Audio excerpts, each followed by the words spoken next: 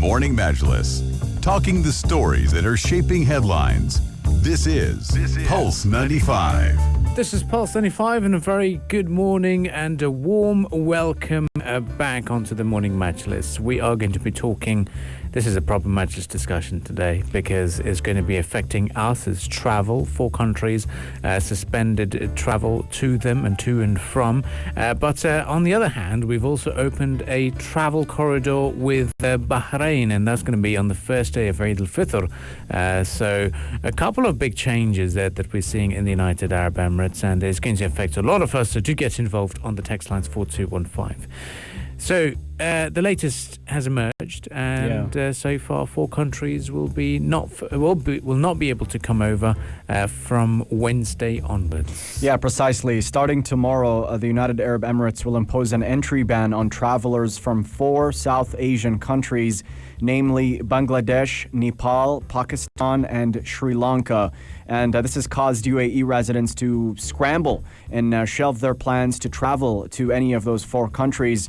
Meanwhile, those who have already traveled to those countries are now attempting to advance their returns before the deadline. According to travel industry executives, they started receiving calls from their clients about changing their bookings within hours of this announcement. So this is going to be effective immediately tomorrow at 11:59 p.m.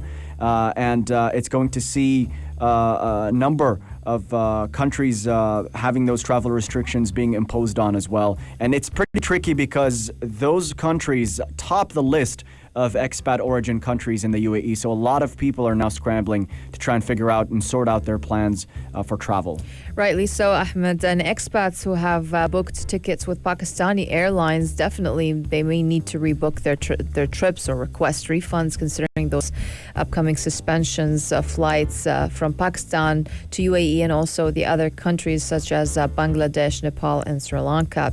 But private sector airlines, Air Blue and Serene Air, said they would continue their 8 flights to major cities of Pakistan, if we're talking about Pakistan only, as the latest development has not restricted Pakistan-bound flight operations. However, flights for those coming back to the UAE, they will remain uncertain at least for 2 weeks, according to aviation sources. Now, also according to the country manager of Serene Air in the UAE, he said that we will continue our flights for Pakistan till Eid as per plan, and I'm not sure about post-Eid operations from Pakistan to UAE though.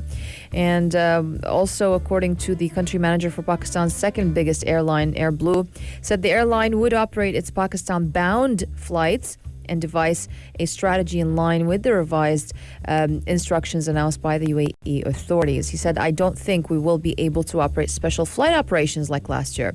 We may have to revise the flight schedule if there is a demand, with the revised guidelines issued yesterday.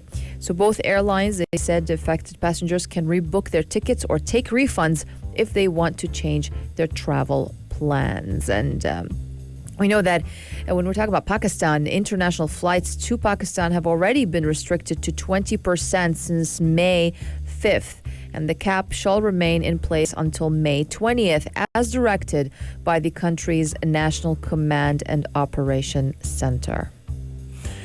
It's worrying because there's a lot of people who were there in the country or flew off or had plans of going for Eid al-Fitr. So, and a lot of, literally, the messages have been flooding in for most of the media and journalists just to look for answers in terms of what's really happening. Now, what we do understand is that people from those countries who want to come back to the United Arab Emirates have to travel to a third country and quarantine there for 14 days and then will be eligible to return. So far is what we've understood and observed. So there's rumors circulating that maybe this is a precautionary measure for Eid al-Fitr and it might be getting over. Look, there's no timeline given this time around. They've said 4 flights to these 4 countries have been suspended, and if they've been and given the 14-day window to quarantine elsewhere, to think of it this way, that it is going to be affected for at least 14 days. Yes. The authorities will be reviewing and making those announcements as time progresses, and what the situation is when it comes to COVID-19 cases in all of those countries. Sri Lankans felt a little bit hard done by to be honest. Sri Lankans have been saying, why did we get roped into this? Yeah. We did nothing wrong. Well, none of the countries did anything wrong. It's just the cases have been rising, Right. and it's just a safety measure that the country's taking. That's right. And according to the civil aviation, as you said, Abdul Karim, passengers, they will be allowed to transit through the UAE on flights coming in from other destinations and bound for those countries that we just mentioned. And additionally, UAE citizens, diplomatic missions, official delegations, business planes, and also golden residence holders, they're excluded from this. They will be subject, though, to a 10-day quarantine testing on the 4th and 8th day of entering the country, as well as PCR testing at the airport. Meanwhile, the PCR testing period has been reduced to from 72 to 48 hours, and all tests must be administered by accredited labs that issue results carrying a QR code. Also, travelers coming from Bangladesh, Pakistan, Nepal, and Sri Lanka through other countries, they are required to have a period of stay in those countries of not less than 14 days in order to be allowed to enter the UAE. But meanwhile, cargo flights between the UAE and those countries, they will operate as usual.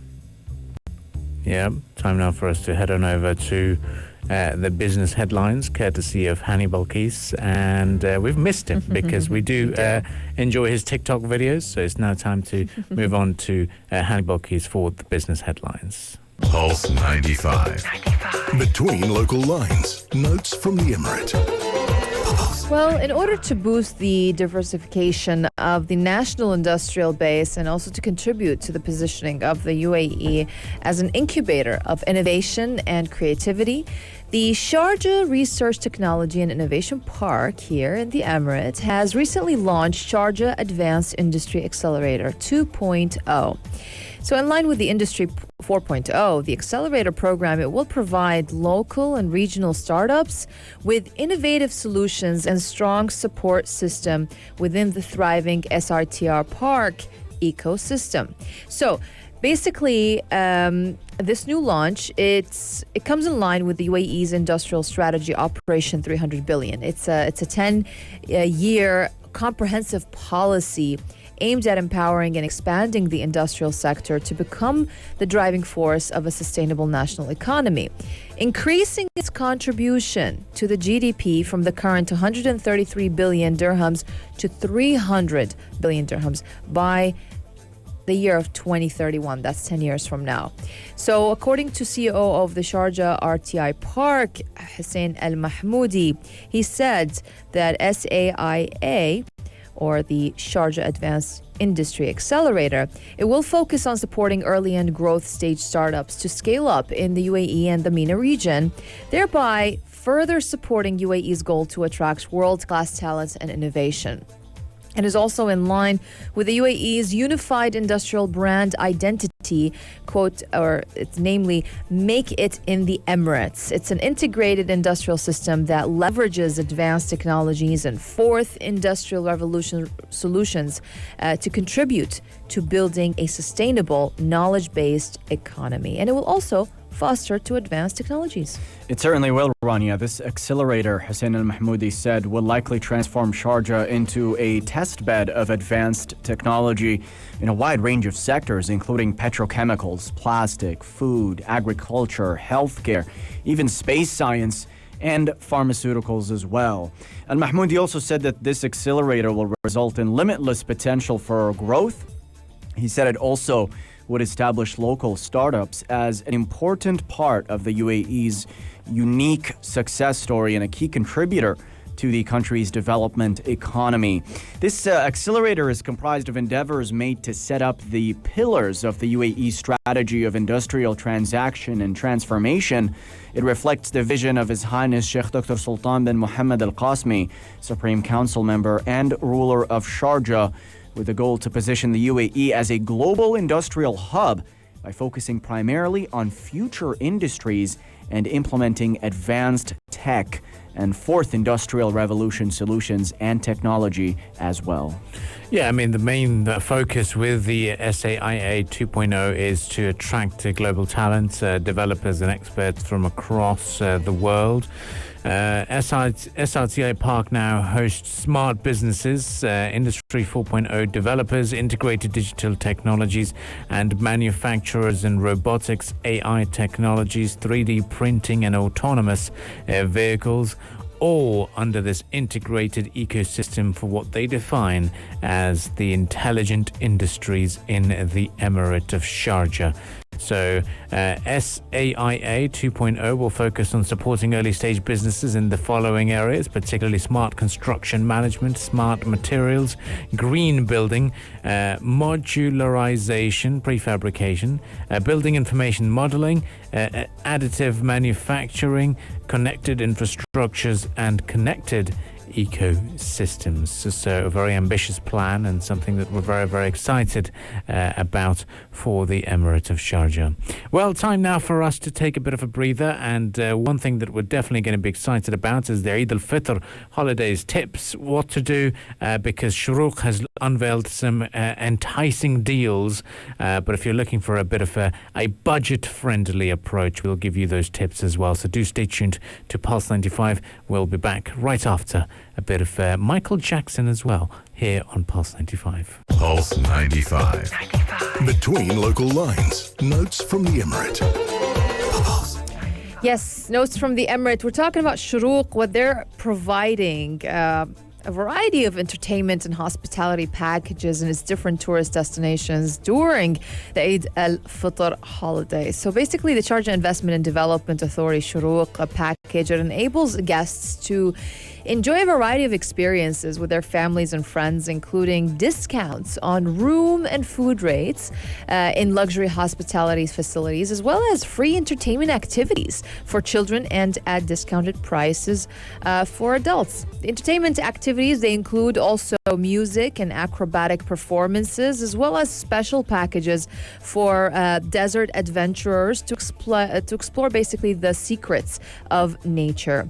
So this basically comes with the goal of protecting public health and safety. They will also, or the Shuruq, they're confirming that it is working to take all precautionary measures against the coronavirus while providing those services to their guests in accordance with the best international standards that guarantee the protection and well-being of visitors, residents, and employees. Yeah, and looking at the packages in more detail, they include a special experience with Sharjah tour buses, as well as acrobatic shows at Al Majaz waterfront, a special package as well for the Butterfly House of An-Noor Island, and a drummers show on Khorfakan Beach, as well as a range of activities for children at Al Muntazah Park, and a fun-filled family visit to Al Qasba, and workshops for young explorers in Mliha as well. So wide-ranging packages here and so much to do in the Emirate for Eid.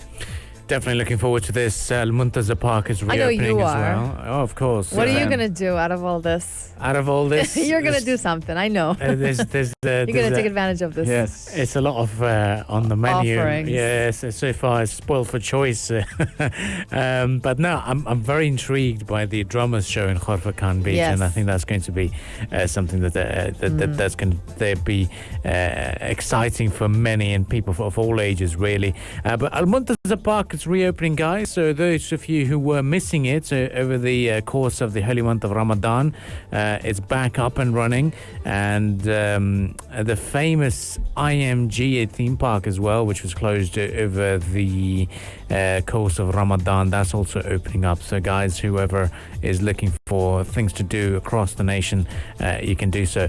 But my biggest tip and advice to a lot of people out there is make the most of the early morning hours. Some of you might be doing an all-nighter. Some of you might be waking up for the Eid al-Fitr prayers. I said to my brother that we are going to go swimming in the beach right after Eid al-Fitr prayers, because Will you be able to do that? Yeah. You won't be sleepy? No, because a lot of people love going to the beaches, right? And they're going to go, let's say 4 p.m, 3 p.m. It's going to be packed. Al Khan Beach, On Eid day, Muntazah Beach, even Jumeirah Beach, you go down there. It's ridiculously busy. There's queues to enter the beach area, let alone the beach. So I said to my brother and say, you know what? We like swimming and everyone loves to go to the beach. Right. We'll go right after the Eid prayers. That's a good idea. Yeah, just go do it. Do everything early. do anything you want to do early, and then go for go out for breakfasts and be out and about. That's all cool, but just make sure that you are really maximizing on the early hours. I think because we're so morning majlisi, like we know what we do in the mornings. So those hours, We're morning people. Yeah, if we get that, we can try and make the most of it. So that's my piece of advice to all of you. I find it kind of tricky, an Eid morning, the first day of Eid. It's just after Eid prayer, you just feel like you're knocked out. You just want to go to sleep, and then when you wake up, that's when you start your activities. That's what normally happens with most families here in the UAE and the Arab countries in general. They just sleep it off afterwards. They never pull a one-nighter or like that. So because I get asked by a lot of people. But that's a good plan, though. As well, because I've got a lot of Western friends, Yes. and a lot of them do celebrate their festive season Yes. in such a packed manner that they do ask, saying, "Well, how's your Eid?" And then we say that we sleep it off, and they raise eyebrows. Yeah. And they're saying, "What is this?" But it's 3 days of Eid, so it's okay to sleep it off just for the first day. I think that's one of the reasons why we do it. I think that's if it was one day, I don't think we would sleep it off. No, I think I want to make the most of it. But yeah, socially distanced one is expected. Dubai police made a press conference yesterday I saying, think it's 5 people gathered. according right? to them, it was hectic. It took our newsroom by storm, thinking, whoa, where'd this news come from? But and apparently, if you have 3 people in the car, and if you're more than 3 people of not the same household, you're likely to get a penalty fine. for it. Uh-oh. Gotta be careful, guys. Very be careful, yeah. Yeah, and it's all about making sure that we keep reminding ourselves that the pandemic isn't over yet. Yes, we've been able to contain it quite well. But guess what's still in? Staycationing. It's still in. Still the in thing. Yeah. But I think if you were to book a staycation now, be ready to shell out more than 2,000 dirhams, because it is going to be very, very pricey. I'm sure you won't find a room now. It's going to be very difficult. But do let us know on the text lines 4215. But for our plans is very clear. We're all coming back on the airwaves. We'll be live talking to you guys, discussing all things Eid al-Fitr. So we've got special programming on Pulse 95, so do stay tuned for that. So if you're planning a road trip, keep us tuned in. There'll be fantastic conversations. Rani, you'll be joining Omar Al-Douri, is it? No, I'll be joining Big Hass and Kalatia. Yeah, I'll be joining Omar Al-Douri you'll be joining from the halftime show, and Anna Schofield from Yalla Home, and Hani Balqis from Future Talk. It's a lot of fun. That's a lot of fun. And I'm looking forward to it. It's going to be a amazing. lot of discussions there. Yeah, I think all of us are pretty talkative, so Yeah. it's going to be hilarious. It's going to be a bit of a mix and mash-up of the programs on Pulse 95, so do stay tuned for that.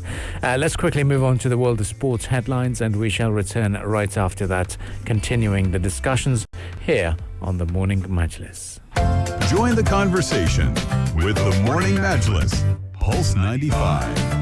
Well, on to China, because we're here to talk about an incident that occurred with a tourist. Now, it's something to be walking on air, to feel that way when you're on top of a glass bridge, when you're floating above precipitous and spectacular chasms. And that's been rather popular around the world, the construction of these glass bridges. But one unlucky man, things turned out not so well for him after... while walking on this bridge, glass panels started dropping out around him, and he was essentially stuck trying to survive and fight for his life. The bridge in question is a 330-foot high, 100-meter span in Longjing City in China. It was struck by winds that exceed 90 miles per hour, according to the local tourism department. And these winds blew out several glass panels and left the unfortunate tourist trapped, clinging onto the frame for dear life for half an hour until he could be rescued by a combination of brave climbing and the help of local firefighters, police, forestry, and tourism personnel. The man did end up escaping physically unharmed, although he's been sent to the hospital for assessment. And the videos have been circulating on social media showing the man holding onto the bridge while being surrounded by massive holes where the glass panels used to be.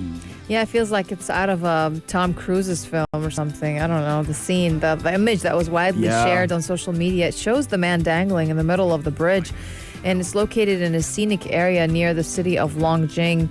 Firefighters, they rushed to the scene to rescue the man. However, he managed to get back to safety himself with the help of an on-site staff, according to reports. The tourist was also taken to the hospital for observation and counseling and is now said to be in a stable emotional and physical condition. Now, the area has been obviously closed, according to the city's Weibo page.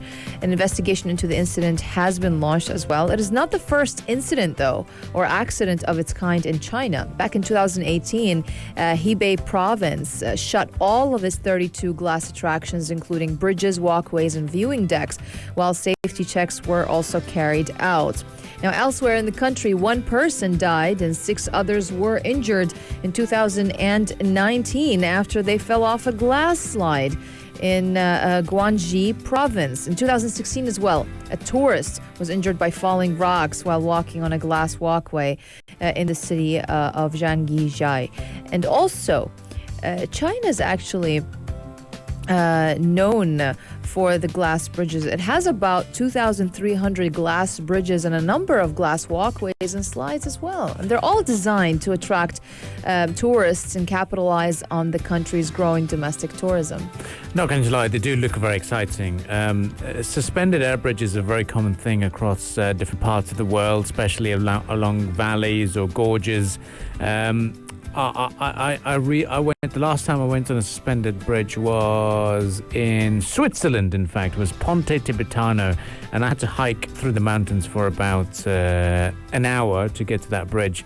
And literally, when you go up to that bridge, you do have those thoughts, thinking, "What if? What if? Yeah. What if this bridge isn't that stable?" And you see a lot of people going on it, and people taking pictures or whatever. There's always this thing in the back of your mind saying it's a bit creepy what you're doing. I think for some people it's part of the thrill. It's fun. I'm not going to lie. I definitely enjoyed it. But then there's always this thing, isn't it? I personally wouldn't do it. I wouldn't go on these things. Either. Yeah. I wouldn't either. Life is too dear for me. But then it's been constructed and engineered in a way that it's safe. How do you know? No, it's not 100% safe. You can never be 100% safe. Never. Anywhere. There you have it. Any mishap can happen anywhere, even if it's perfectly engineered. So it was Ponte Tibetano in Switzerland, and then I because obviously, and then you don't miss out on any Instagram-worthy things to do. I did some push-ups and put the phone there. Nice. Framed it, did push-ups on the bridge, chilled, Nice. and it's still scary because you're literally in the middle of the bridge. If anything happens, you're going to go down 300 meters. It's not going to be a very painless experience. No, it won't. So apart from that, there's another news that emerged that really caught my attention. I really want to go there. It's a 516 meter long, the world's longest suspended bridge has now been launched. It is in Portugal. Aruca Geopark. It's suspended 175 meters above the Paiva River, and it stretches 516 meters. Do you know the first thought in my mind when I heard that? Yeah. Was if you sprint both ways, it was a kilometer. You'll be done. You work out. High altitude training to the max. Shout out to Martori. Would you do that? Run 560 meters on the air? No, not even walk. Not really. Let alone walk. Yeah. Well, it's fun indeed. It's always great to try these things for sure. But let us know if you've got any fantastic adventures lined up, and if you've got any particular adventures you've done similar to going on a suspended air bridge, it'll be great to get your thoughts on the program. Up next is the entertainment news that we've been willing to and hoping to talk to you guys about soon, and it is the Oprah Winfrey and Prince Harry teaming up for an Apple TV program. What's going on? All of this will be discussed right here on the Morning Majlis. If you liked this episode of the Morning Majlis, drop a like and subscribe. 95. Be sure to follow us on Instagram for all our daily updates and top stories.